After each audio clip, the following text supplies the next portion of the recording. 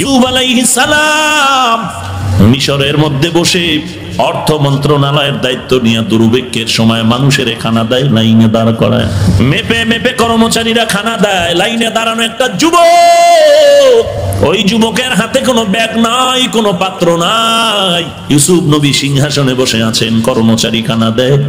লাইনে দাঁড়ানো যুবকটা বহু দূর থেকে এক নজরে ইউসুফ নবীর দিকে তাকায় আছে, আর কি যেন ভাবতেছে। কিনারায় যখন এসে গেল, নাম ডাক পড়বে, যুবক এমন এক নজরে, তীক্ষ্ণ নজরে তাকায়ছে, ইউসুফের নজরটাও কেড়ে নিল।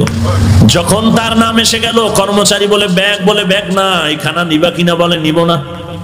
তো দীর্ঘ টাইম লাইনে দাঁড়ায় কেন, কষ্ট করেছো? বলে আমার একটু আবদার হলো, ইউসুফ নবীর সাথে আমি একটু পার্সোনাল কথা বলবো। ইউসুফ নবীর যেহেতু নজর পড়েছে, তিনিও চাইতেছে কথা বলবেন। কর্মচারীরা বলে কি করা যায়, বলে সুযোগ দাও। যুবক ইউসুফ নবীর কানের কাছে এসে ঠোঁটটা নাড়ায় নাড়ায় কি যেন বলতেছিলেন, আর সবাই তাকায় দেখতেছে ইউসুফ নবীর চোখ বেয়ে বেয়ে টপ টপ করে পানির ফোঁটাগুলো পড়তেছে। শনিদা কয় বুয়াদ মানন্দ দিদা, শনিদা কয় বুয়াদ মানন্দ দিদা, তোরা দিদা ওয়া ইউসুফ রশুনিদা। এরে নবীর উম্মতের দল, ইউসুফ নবীর চোখের কোঠায় পানি। সবাই আশ্চর্য হয়ে গেলেন, কেন কান্নার আওয়াজ? ইউসুফ নবী কান্না করে বলে, কর্মচারী কোনো মাপ নাই, যা চায় দিয়া দাও, দিতে থাকো দিতে থাকো, যত চায় তার থেকে বাড়ায়া বাড়ায়া দাও। লোকদের অন্তরে সন্দেহ, 3 ঘন্টা সারাদিন দাঁড়ায় দাঁড়ায় মাপা খানা পাইলাম, আর এই যুবকটা চাওয়া সারা কানে কানে কি যে বলল, আর সব পাইল। আল্লাহ বলেন, ওরে ইউসুফ জানায়া দাও, না হয় তোমার উপরে খারাপ ধারণা চলে আসবে। ইউসুফ নবী ডাক দিয়া কয়, রে মানুষ, এই যুবকটারে আমি দিল খুলিয়া সব দিনাম, যা চায় তা দিব। এমনকি আমি ইউসুফের যা চাইবে, আমি জামাটা চাইলেও দিতে প্রস্তুত হয়ে যাব। কারণ জানো নি এই যুবক আমার কত আপন যুবক। তোমরা তো আমি ইউসুফের চিনো না। আজকে আমি অর্থমন্ত্রী হয়ে মন্ত্রণালয়ের দায়িত্বে বসে গেলাম, কিন্তু আমার করুণ ইতিহাস যদি জানো, চোখে পানি ধরে রাখা যাবে না। আমাকে তোমরা চিনো না, আমি কোন দেশের সন্তান। আমার বাবা তো একজন নবী, আমি তো নবীর সন্তান, নবী। আমার বাবা একজন নবী। আমার এমন করুণ অবস্থা হয়ে গেল, আমার মা আমার ভাই বিনিয়ামিনকে 1 বছরের মাথায় গর্ভধারণ করার কারণে আম্মা জান ইন্তেকাল হয়ে গেল। আমার আব্বা জান আমাদেরকে আগলায় গরম মহব্বতে কাছে টেনে রাখে। আব্বা জান আমার দিকে নজরটা বেশি দিয়া রেখেছে। আমার সব 10টা ভাই আমার বাবার এই মায়ার নজরটা সহ্য করতে পারলো না। হিংসার বশীভূত হইয়া আমি ইউসুফের বাবার থেকে মজার কথা বলে খেলনা করার জন্য নিয়া জঙ্গলের মধ্যে আমাকে মারধর করেছে। এক ভাই মারার পরে আরেক ভাই বলে তুইও মার। এইভাবে মারতে মারতে তারা থামে নাই। অন্ধকার ময়লা কূপের মধ্যে আমাকে ফেলে দিয়েছে। ওই কূপের মধ্যে পড়ার পর আল্লাহ আমার সাহায্য করেছে। আল্লাহ জিবরাইলের পাঠাইয়া ফেরেশতার মাধ্যমে ওই ময়লা পানির থেকে আমাকে বাঁচানোর জন্য জান্নাতি পাথর আমার পায়ের নিচে দিয়েছে। ওখান থেকে আবার আল্লাহ তাআলার কুদরতি সাহায্যে আমাকে ব্যবসায়ীরা উঠায়। ওখান থেকে আমার ভাইয়েরা আমাকে বিক্রি করে দেয়। ওই বিক্রির পরে মিশরে আসার পরে আমার শরীরের ওজন বরাবর স্বর্ণ পরিমাণ টাকা দিয়া মিশরের প্রধানমন্ত্রীর স্ত্রী জুলাইখা আমারে কিনে নেয়। ঘরের মধ্যে নিয়া আমার চেহারার যৌবনের পাগলামিতে পড়ে জুলাইখা উল্টা পাল্টা ব্যবহারের জন্য যখন সাকসেস হতে পারে না, আমার বিরুদ্ধে অপবাদ দিয়া আমাকে জেলখানায় ঢুকায় দিয়েছে। ওই জেলখানার থেকে আমি বের হইয়া বাদশার স্বপ্নের ব্যাখ্যা দিতে গিয়ে আমি আজ এই সম্মানের জায়গায় বসলাম। তোরা জানো না আমার বাবা আমার জন্য কান্না করে করে অন্ধ হয়ে গেছে। আমার বাবায় তালাশ করে আমার ইউসুফ কই, আর আমি ইউসুফও কান্না করি আমার বাবার চেহারা এখনো দেখতে পারলাম না। আর আমার জুলাইখা আমার বিরুদ্ধে যখন অপবাদ দেয়, দরজায় তালা লাগাইয়া আমার সাথে অপকর্মের প্রস্তাব দিল। আমি আল্লাহর কাছে কান্না করে বললাম, ও মাওলা তুমি সাহায্যের হাত বাড়ায় দাও। দরজায় ধাক্কা দিলাম, সব দরজার তালা আল্লাহ কুদরতি ভাবে খুলে দিলেন। আমি নিচের মধ্যে দাঁড়ায় গেলাম, দেখি জুলাইখার স্বামী প্রধানমন্ত্রীর সামনে দাঁড়ানো। জুলাইখা আমার বিরুদ্ধে অপবাদ দেয় আমি নাকি জুলাইখার সাথে উল্টা পাল্টা ব্যবহার করেছি। তখন আমার কেউ নাই, আমি তখন বলেছিলাম সব দোষ জুলাইখার, আমি ইউসুফের কোনো দোষ নাই। জুলাইখার স্বামী বলল, ইউসুফ তুমি সত্য যে তার প্রমাণ দাও। আমার তখন প্রমাণ দেওয়ার কিছুই নাই। আল্লাহ তাআলা আমার আহালের একটা মহিলা আমার ওই দ্বার দিয়া যাইতেছিল, বাদশার পরিচিত ওই মহিলার কোলে একটা শিশু বাচ্চা ছিল। ওই বাচ্চা আল্লাহ আমাকে ইশারা করে বললেন, ওই দুধের বাচ্চারে সাক্ষী বানায়া দাও, এই বাচ্চা তোমার পক্ষে সাক্ষী দিবে। আমি যখন ইশারা করলাম, বাচ্চা যখন বাচ্চাকে জিজ্ঞাসা করলো, ও বাচ্চাটা বলে দাও ইউসুফ দোষী না জুলাইখা দোষী। বাচ্চাটা মায়ের কোলে থাইকা এমন একটা স্কেল দিয়ে দিল, যেই স্কেলের মাধ্যমে আমি বেঁচে গেলাম, জুলাইখা দোষী প্রমাণিত হয়ে গেল। ওই দিনের শিশু আমার মারাত্মক অপবাদ থেকে যে পবিত্রতার ঘোষণা দিয়া বাঁচাইল, ওই দিনের শিশু আজকের এই যুগ। ওই দিন আমার কলিজার মুহাব্বতের সেই শিশু আমার এত উপকার করেছে। এই দিনের সেই যুবক, এই যুবক আমার জিন্দেগীর বড় আপন, যা চাইবে তা পেয়ে যাবে। চাওয়ার আগে আমি দেওয়ার জন্য প্রস্তুত হয়ে গেলাম। ও বান্দা কি বুঝলা? জায়গা মতো সম্পর্ক করো, চাওয়ার আগে তোমার চাহিদা পূরণ হয়ে যাবে।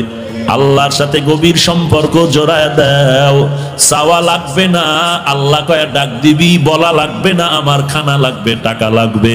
আল্লাহ বলে যখন ডাক দিবা, আল্লাহ তোমার সব পাওনা পরিশোধ করে দিবে। हर गोरी देने के तू तैयार है, जो न मांगे उससे तू बेजार है। करता वकुल नीकुनी हर सुबह शाम, मेरा सानाद रिज़्क़े तू अज़ला मकाम। एरे नबीर उम्मतेर दल, আল্লাহ শিখায় দিলেন আমার কাছে চাওয়ার পদ্ধতি কি হবে। এক নম্বরে আমার গুণগান করো, এরপরে বলো আল্লাহ আমি তোমার গোলাম, আমি আর কারো গোলাম না। আমি পীরের গোলাম না, পীরের গোলাম না, দলের গোলাম না, নেতার গোলাম না, ভাইয়ের গোলাম না, নফসের গোলাম না। আমি টাকার গোলাম না, আমি বাড়ির গোলাম না। আমি টাকার পাগল না, বাড়ির পাগল না। আমি গাড়ির পাগল না, নারীর পাগল না। আমি আল্লাহ তোমার একজন পাগল। আমি আল্লাহ তোমারই পাগল, আমি তোমারই গোলামি করি, তোমার কাছে আমি সাহায্য চাই। আল্লাহ কয় কি সাহায্য চাবি? একমাত্র হেদায়েত ছাড়া সাহায্য আর কিছুই নাই। আল্লাহ বলেন এইভাবে আমার দরবারে তুমি সাহায্য চাও। ইহদিনাস সিরাতাল মুস্তাকিম।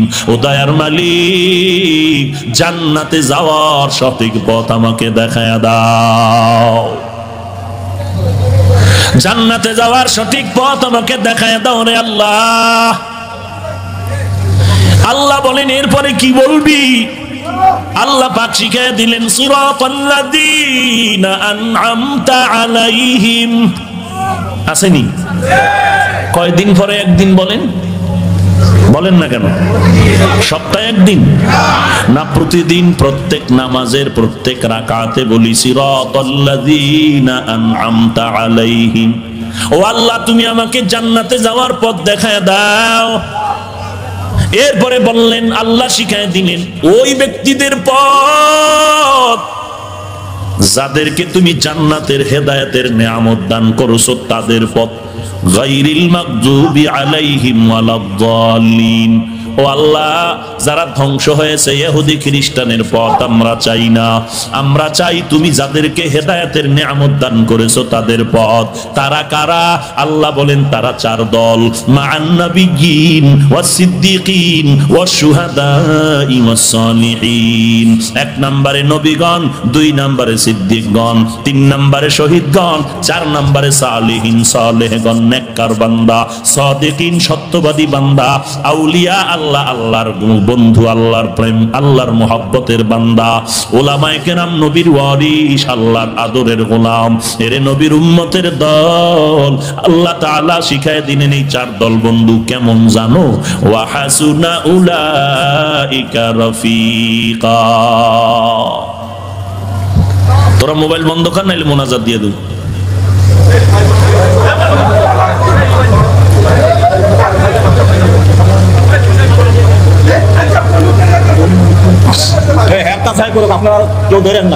আল্লাহ আল্লাহ তাআলা বলেন এই চার দল বন্ধু তোদের কত আপন জানো? আল্লাহ বলেন ওয়া হাসুনা উলাইকা রফিকা। আল্লাহ বলেন এই পথিকগুলো জান্নাতের কত সুন্দর তোমাদের বন্ধু। সর্বশেষ যেই বন্ধুদের কথা আল্লাহ বললেন তারা হলেন সালিহিন, নেককার। এদেরকেই আল্লাহ কোরআনের আরেক আয়াতে বলেন তারা সাদিকিন, সত্যবাদী। এদেরকেই আল্লাহ কোরআনের আরেক আয়াতে বলেন আউলিয়া আল্লাহ, এরা আল্লাহ। এদেরকেই আল্লাহ বলেন এরা হলো উলামা। তো উলামাদেরকে দেখে দেখে তোমরা আমল করো। এরে আল্লাহর গোলাম, আমরা গোলামি করব, আল্লাহর তরিকা মানব, নবীর। গোলামি কার? গোলামি কার? আদর্শ থাকবে নবীজির। কার?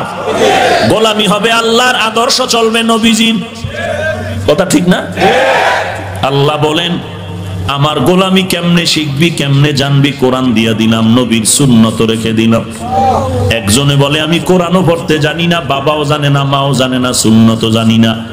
আল্লাহ পরামর্শ দিলেন ফাসআলু আহলা যিকরি ইন কুনতুম লা তা'লামুন। যারা জানো না, জাননেওয়ালা থেকে জানিয়া জানিয়া আমল করো।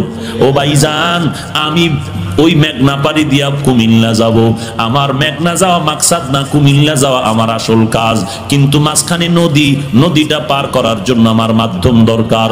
ব্রিজ লাগবে, নৌকা লাগবে, স্টিমার লাগবে, লঞ্চ লাগবে, ফেরি লাগবে।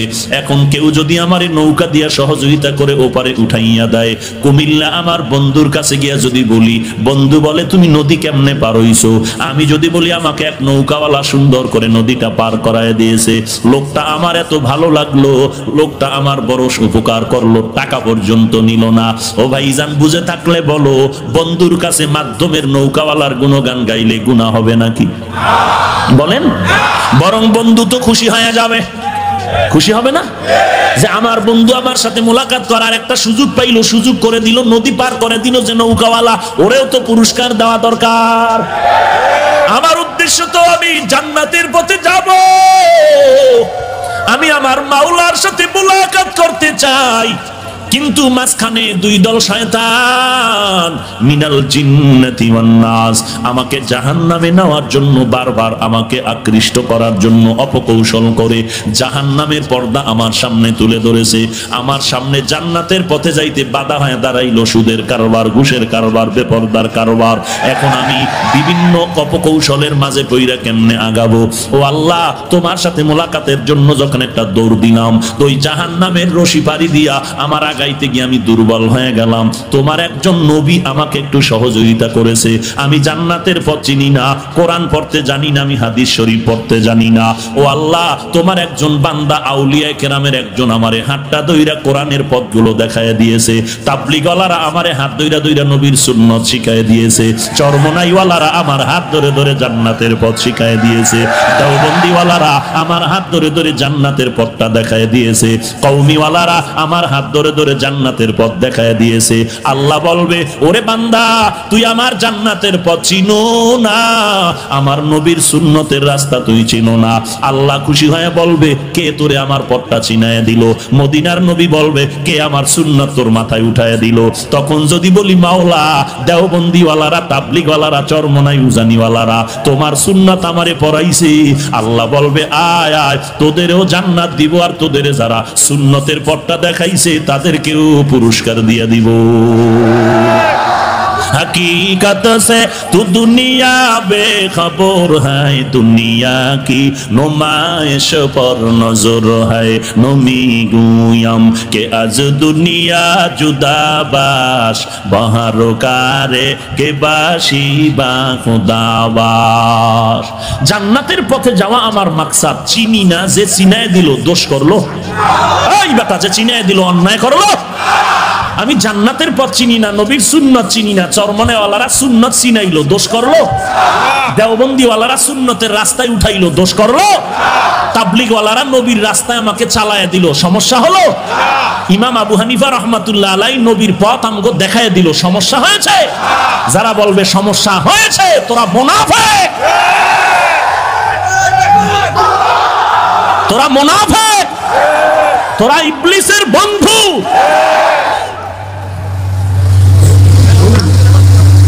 ইয়া আইয়ুহাল্লাযীনা আমানুত্তাকুল্লাহ আকুলু কাওলান সাদীদা। আল্লাহ বলেন আমাকে ভয় কর। কাকে? हर के दारत खौफे हक दर दिल मदाम, जन्नतुल मअवा देहत उरा मकाम, जुज़्ब हक ची जे मखाज इंसुजा, फजले उआ मस्ते दर जुमला जहा। খারাপ লাগে?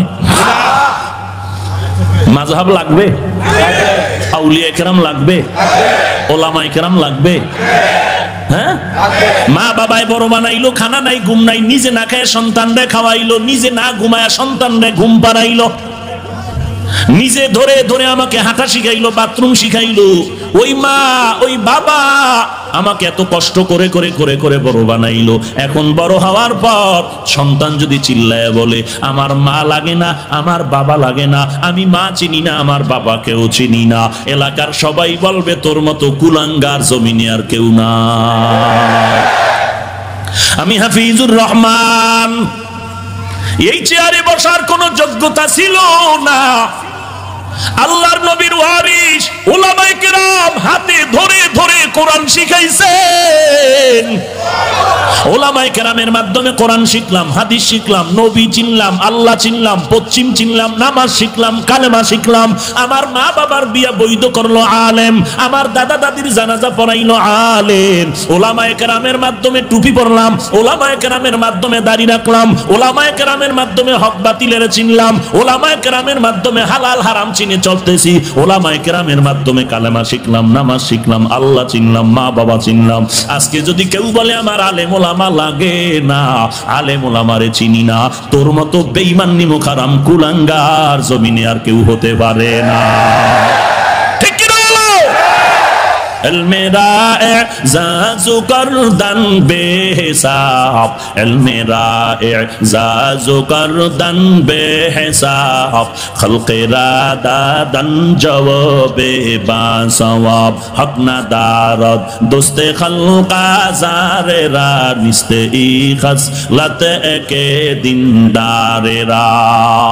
ইসলামের ব্যানারের ভিতরে থাইকা যারা বলে আমরা আলেম চিনি না, আলেম লাগে না, তাদেরকে বলছি তোমরা মরণের আগে ওসিয়তনামা লেখো, মরার পরে যেন কোনো আলেম জানাজা না দেয়, কুত্তার মতো দাফন করে রাখে। ভাইরা আমার, আলেম লাগবে নি? লাগবে নি? আল্লাহ কয় লাগবে, নবী কয় লাগবে, তুই কইলেও কি না কইলেও কি? হাদিস শরীফে নবী বলেন এই জমিন থেকে এক সময় কোরআনের ইলম আল্লাহ উঠায় নিয়ে যাবেন। কেমনে? নবী বলেন উলামায়ে কেরামদের আল্লাহ উঠায় নিয়ে যাওয়ার মাধ্যমে ইলম নিয়ে যাবেন। আলেম থাকবে না জমিনে, কোরআনের ইলম থাকবে না।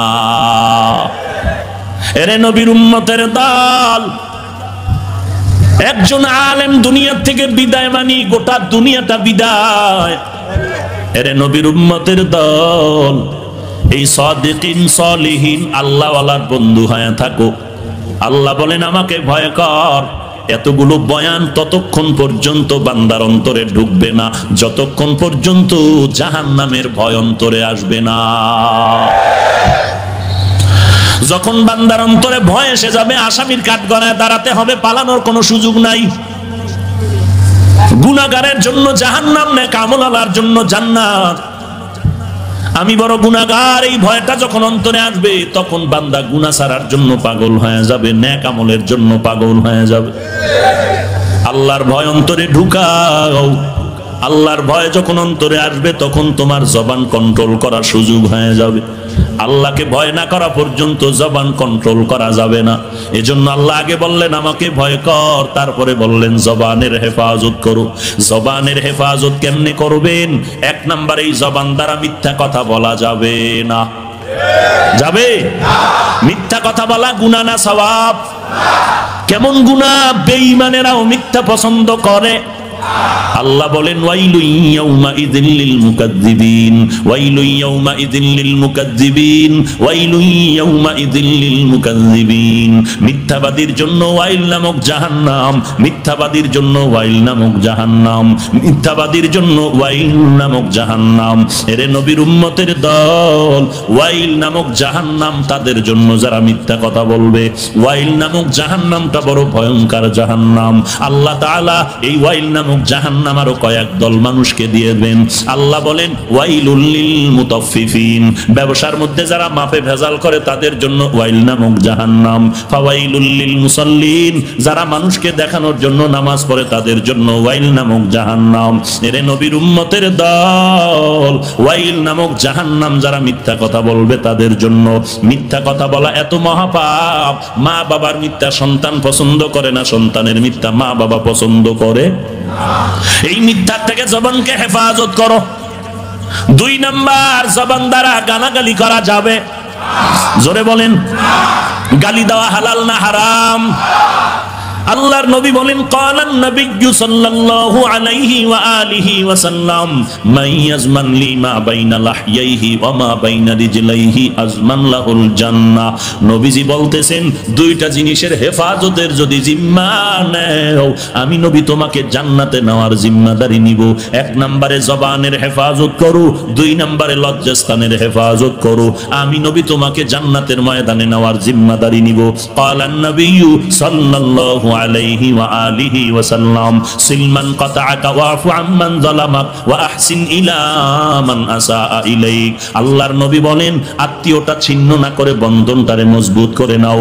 কেউ যদি জুলুম করে মাফ করে দাও, কেউ যদি তোমার সাথে খারাপ ব্যবহার করে তুমি ভালো ব্যবহার উপহার দাও। এরে নবীর উম্মতের দল, গালির জবাব গালি দিয়ে দিও না।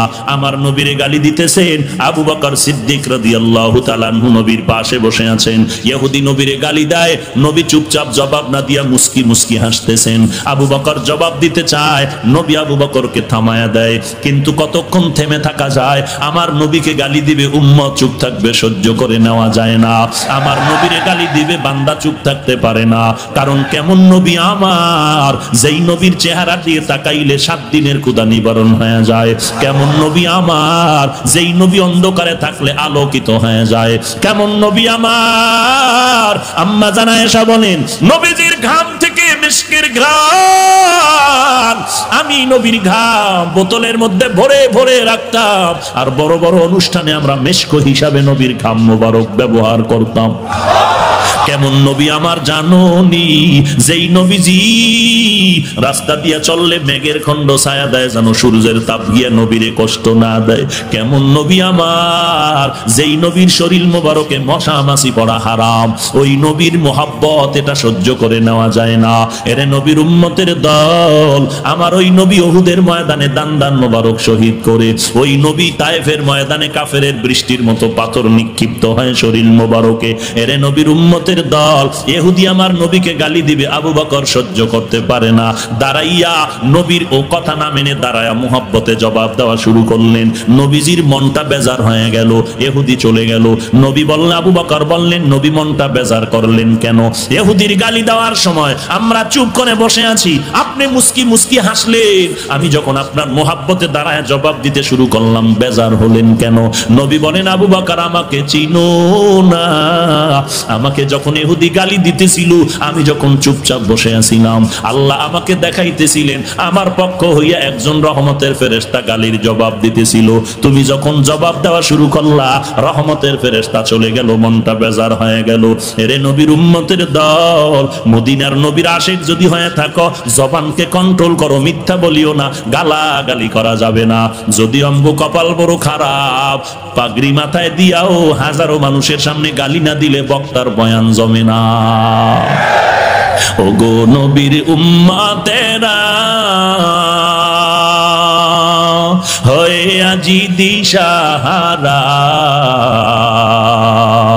কোরআন হাদিসের চলো যখন যাহা চায় মনে, নবী বিনে কে তারাবে পুলসিরাত মিজানে, নবী বিনে কে তারাবে পুলসিরাত মিজানে। নবী আমার জীবন ভারে, দিনের লাগি কষ্ট করে, দান দান শহীদ করিলেন অহুদেরই ময়দানে, নবী বিনে কে তারাবে পুলসিরাত মিজানে, নবী বিনে কে তারাবে পুলসিরাত মিজানে। এমন এতিম নবী আমার, পিতা মাতা নাই যে তাহার, তারপরেও কত মারা মারলো তাকে দুশ্মনে, নবী বিনে কে তারাবে পুলসিরাত মিজানে, নবী বিনে কে তারাবে পুলসিরাত মিজানে। চলো চলো চলো মুমিন চলো নবীর সন্ধানে, নবী বিনে কে তারাবে পুলসিরাত মিজানে, নবী বিনে কে তারাবে পুলসিরাত মিজানে। ইমামুল আউয়ালিন আল আখিরিন, বহরে সাদকা রহমাতাল লিল আলামিন, সাইয়্যিদুল কাউনাইন খাতমুল মুরসালিন, আখিরামুদ বুয়াদ ফখরুল আউয়ালিন। এরে নবীর উম্মতের দল, নবীজি বলেন কেউ যদি তোমার সাথে খারাপ আচরণ করে, তুমি তাকে মাফ করে দাও, ইহসানের নজর লাগায় তার সাথে ভালো ব্যবহার করো, তোমার ব্যবহারে যেন দুশ্মন বন্ধু হয়ে যায়। বেতের বাড়ি দিয়া দুশ্মনের বন্ধু বানাতে পারবি না। দুশ্মনের যদি বন্ধু বানাতে চাও, ভালো ব্যবহার উপহার দাও, জবানটাকে হেফাজত করো হে মুমিন। এক নম্বরে গালি দিও না, মিথ্যা বলো না। এরপরে জবানকে যদি হেফাজত করতে চাও, কারো গীবত শিকায়াত করো না, কারো বদনাম পেছনে বলো না, কারো বিরুদ্ধে অপবাদ দিও না। শুধু জবানের দ্বারা না, হাতের দ্বারা, পায়ের দ্বারা, অন্তরের দ্বারা কারো ক্ষতির পরিকল্পনা করো না, কারো বদনামের কথাও শুনিও না। গীবত বলা যেমন গুনাহ, কানে শোনাটাও তেমন গুনাহ, লেখাটাও তেমন। এই যুবকের দল, চরমনের বিরুদ্ধে একটু ফেসবুকে না লাগলে কেমন যেন তোর মজা পাও না। হাটাজারির হুজুরের বিরুদ্ধে না লাগলে মজা লাগে না, তাবলীগের বিরুদ্ধে না লাগলে মজা যারা পাও না। জবানে গালি দিয়া যেই গুনাহ, তুই ফেসবুকে লেখার দ্বারাও সেই গুনাহ। লিকুল্লি শাইইন জিনাতুন ফিল ওয়ারা ওয়া জিনাতুল মারই তামামিল আদাবি, আজ খোদা খাহি মে তৌফিকে আদব, বে আদব মাহরুমে গাশ আজ ফজলে রব। এরে নবীর উম্মতের দল, শুধু মুমিনের গালি দিবে এমনটা না, মুমিন ছাড়া যারা আছে যে হোক না কেন ব্যবহার খারাপ করা যাবে না। কুল্লি ইবাদি ইয়াকুলুল্লাতী হিয়া আহসান, আল্লাহর নবীকে আল্লাহ বলেন, ও নবী মুমিনের জানায়া দেন, কাফেরের সাথেও যেন খারাপ ব্যবহার না করে, ব্যবহার যেন ভালো করে। এরে নবীর উম্মতের দল, কাউকে গালি দেওয়ার অনুমতি ইসলাম দেয় নাই। কারো সাথে খারাপ ব্যবহার করার অনুমতি ইসলাম দেয় নাই।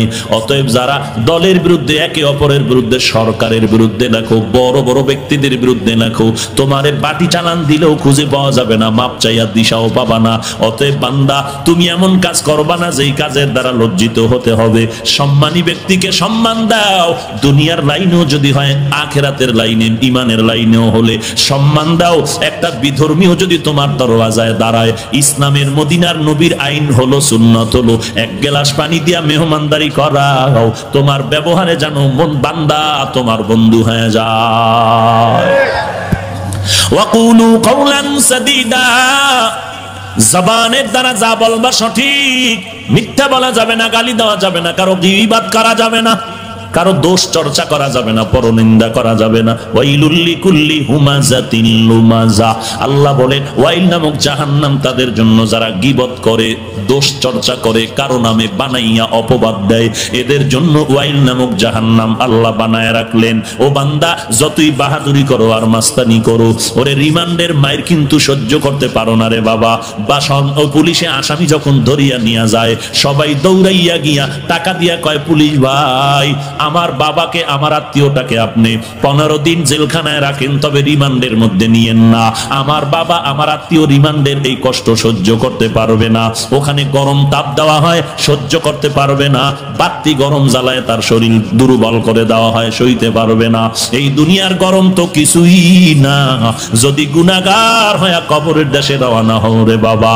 আল্লাহ পাক কোরআনে বলেন, গীবত যারা করে তারা মরা ভাইয়ের গোশত খাওয়ার মতো সমান গুনাহ করে। আল্লাহর নবী বলেন, জিনা করার থেকেও গীবত করা মারাত্মক অন্যায়ের কথা। এরে নবীর উম্মতের দল, আজকে গজবের মোবাইল হলো গীবতের ফ্যাক্টরি। অনায়াসে গুনাহগার বানাইতেছে, অনায়াসে হাসতে হাসতে গুনাহ করে। আবার গর্ব করে কি, বন্ধুকে টেলিফোন করে বলে, দেখ হাটহাজারীর হুজুর চরমোনাই তাবলীগওয়ালার বিরুদ্ধে কি সুন্দর একটা লেখা দিয়েছি, দেখ। ওরে আল্লাহর বান্দা, তুমি বিরোধিতা করে কি করেছো বলো? তোমার বিরোধিতার কারণে হাটহাজারীর ক্ষতি হবে না, চরমোনাইয়ের ক্ষতি হবে না, তাবলীগের ক্ষতি হবে না, বরং তোমার নিজের ক্ষতি হবে, আর কারো ক্ষতি হবে না। কথা ঠিক নেই? এরে নবীর উম্মতের দল, নিজের উপরে জুলুম করো না রে ভাই। খবরদার, গীবতের থেকে নিজের হাতকে বাঁচাও, জবানকে বাঁচাও, কানকে হেফাজত করো। জবানকে বাঁচাইতে চাইলে মিথ্যা বলা বন্ধ করো। পারি না বললে হবে না, আল্লাহকে বলো, আল্লাহ তুমি তৌফিক দাও যেন আমি জবান হেফাজত করতে পারি। এই কথা বলার পরে 3টা গুনাহ তো ছাড়লাম, এখন কি করব? কষ্টে লাগায় বসে থাকবো? না না, বিপরীতে তুমি নেক আমল চালু করো। যখন জবান দ্বারা একটা কাজ করবা, তখন অন্য কাজ করার আর সুযোগ থাকবে না। যখন নেকের আমল করা শুরু করবা, গুনাহ আর বেশি তেমন হবে না। 1 নাম্বার, জবান দ্বারা নেক আমল করো, কোরআনের তেলাওয়াত করো, বেশি বেশি কোরআন পড়ো, হাঁটতে চলতে উঠতে বসতে। কার তেলাওয়াত? আরো জোরে বলেন, আল্লাহর কোরআনের তেলাওয়াত। বলবেন হুজুর কোরআন শরীফ আব্বাও পড়তে পারে না, আমিও পড়তে জানি না। ও ভাই, আলহামদু সূরাটাও কি পারেন না? মোহাব্বতের সাথে আলহামদু সূরাটা পড়েন, এক একটা অক্ষরে 10টা নেক পাবেন। আসতে বলেন কেন? সব হবে না? হবে। অর্থ তো জানেন না, হবে? অর্থ না জেনে পড়লে হবে? হ্যাঁ, এখানেও কিন্তু ফিতনা। কে যেন বলেছে, কোরআনের অর্থ না জেনে পড়লে কোনো লাভ নাই।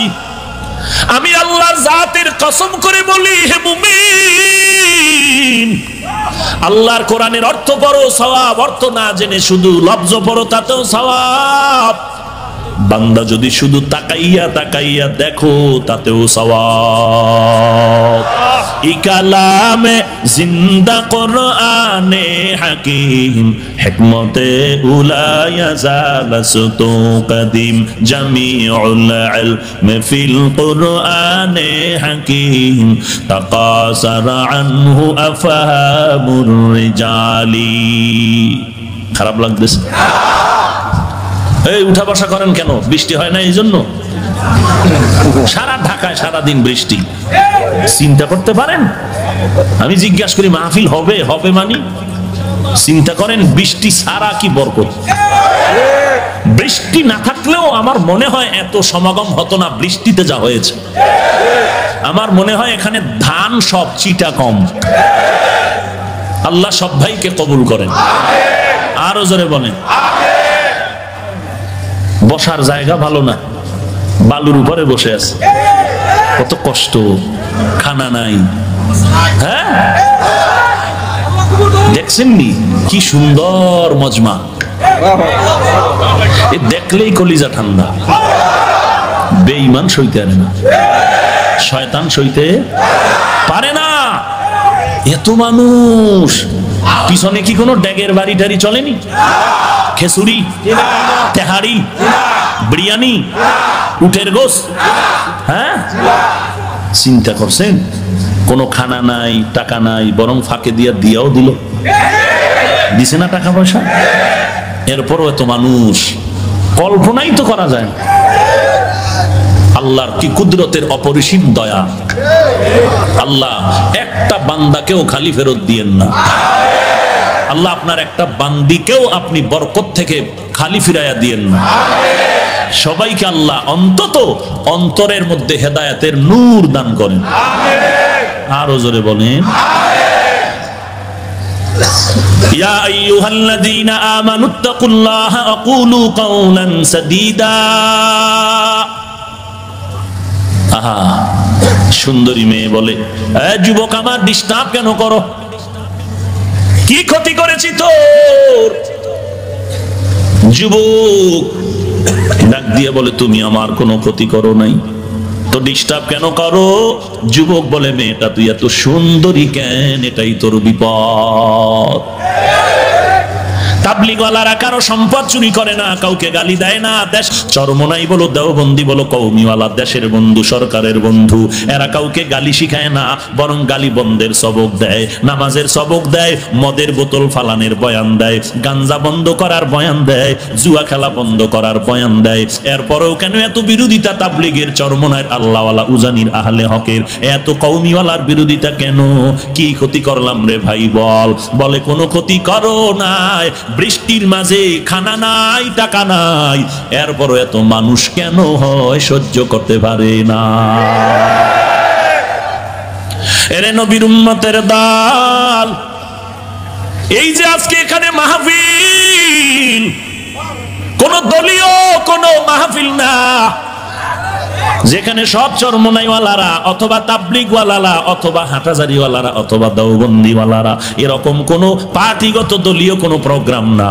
কিন্তু আজকের এই মাহফিলের প্যান্ডেলের দিকে তাকাইয়া দেখ, বাংলাদেশে যত দল আছে, আর যত মত আছে, আর যত তরিকাতের লাইনে ভক্তবৃন্দ আছে, সব লাইনের মানুষ ময়দানে হাজির। এরে আল্লাহর বান্দা, এটাই তো হকের পরিচয়। আর কেমনে বুঝাবো যে এটা হকের প্যান্ডেল, এটা বাতিলের প্যান্ডেল না? আর কেমনে বুঝাবো এটা আহলে হকের মজমা, বেদাতি বাতিলের মজমা না? এটার একমাত্র পাওয়ার আমার শক্তি না, ব্যক্তিগত বাহাদুরি না, এর পেছনে একমাত্র কারণ হলো আল্লাহর মুহাব্বত।